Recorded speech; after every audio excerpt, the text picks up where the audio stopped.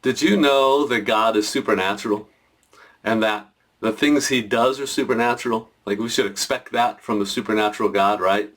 And have you wondered about events in church that result in falling down or laughing or similar manifestations? Stick around and I'll try to give you some biblical answers and some biblical passages for some of these events. Well, welcome back to Thus Saith the Lord.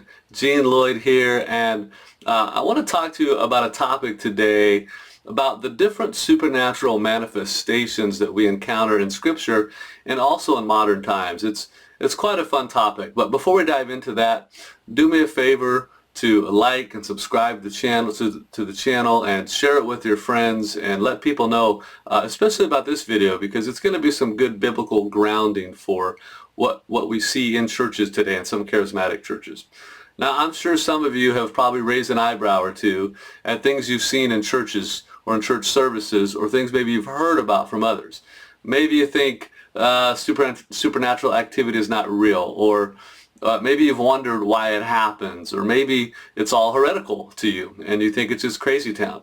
So I just want to try to set the record straight for you today on a few particular pieces of this, okay?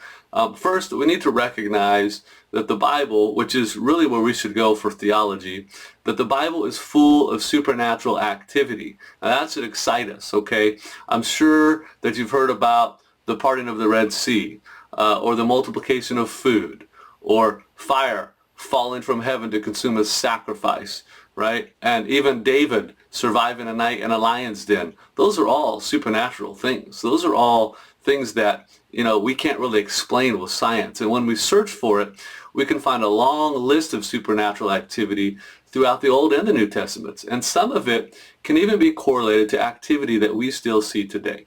Okay, so how should we respond to crazy things that happen in church today? Our first step should be to look at the Bible, okay? Here's a short list of supernatural things in the Bible, right?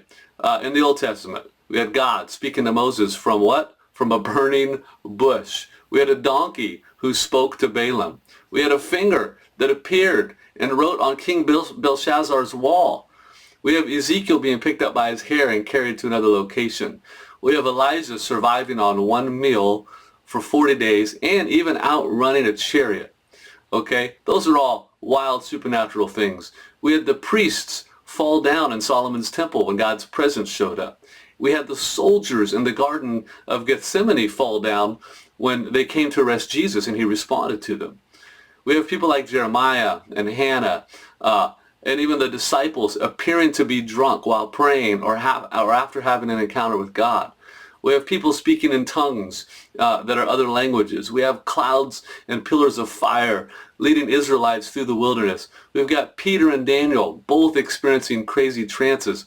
And then the list goes on and on and on. And so here's the deal. The Bible is full of supernatural activity. So we should expect God, this supernatural God that we serve, to keep doing the same kind of stuff today, right?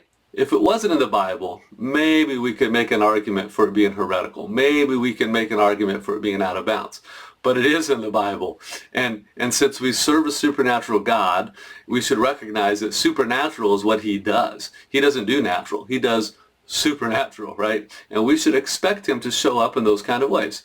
So check my article linked below. I've got a long list with lots and lots of Bible references, probably 60 or 70 Bible references. So if you've been wondering, are these supernatural events I see in church today real? Why do people fall down? Is that real? Why do people shake? Or why do sometimes, people feel like they're on fire? Look at these verses and get some really good biblical context for what's going on, okay? I think it will help you out. And even if you're not sure and you think, I don't think all this is real, go back and look at the Bible and read the accounts of what happened throughout centuries and centuries and centuries where God encountered people in supernatural ways. I think it will be super helpful. So, thus saith the Lord, the supernatural power of God is still active today, and we should expect him to show up in supernatural ways.